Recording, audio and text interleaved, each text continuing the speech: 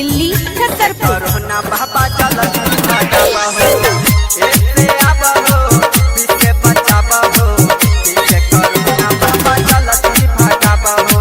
Singing by Ramesh Madhubani. Corona बाबा जल्दी भागावा हो, Mixed by Presented by Sandhya Entertainment। इससे कोरोना बाबा जल्दी भागावा हो भोला बाबा खोला के बाहरी, खोला के बाहरी, खोला के बाहरी, हो भोला बाबा खोला के बाहरी।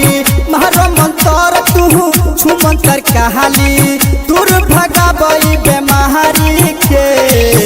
ऐसे आब हो विसे बचाब हो, जिसे कोरोना बाबा जल्दी भगाब हो। ऐसे आब हो विसे बचाब हो, जिसे कोरोना बाबा जल्दी भगाब हो।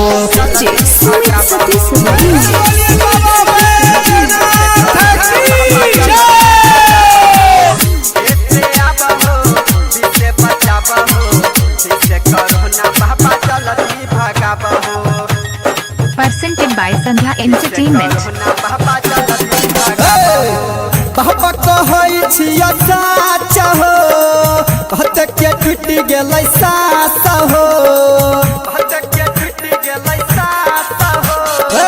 कहै छै अब पूरा दुनिया हो, सुनी के वो करे है नाम हो।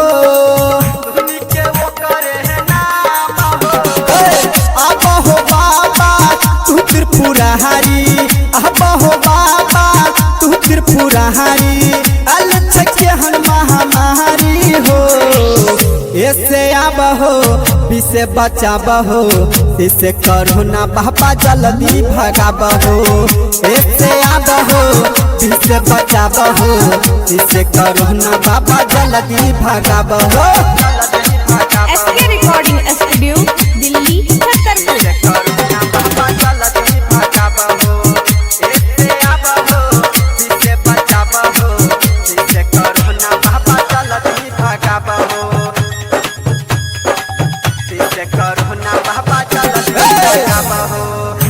कोरोना बाबा चीन सहो, डर लागैया बड़ी दिन सहो। लॉकडाउन लागल छै रात दिन से हो, कितना बतैयै परबीन से हो।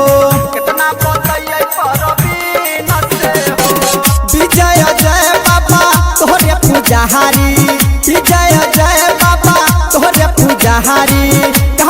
रमेश मधुबनिया हो ऐसे आब हो, विसे बचाब हो, जिसे कोरोना बाबा जल्दी भगाब हो।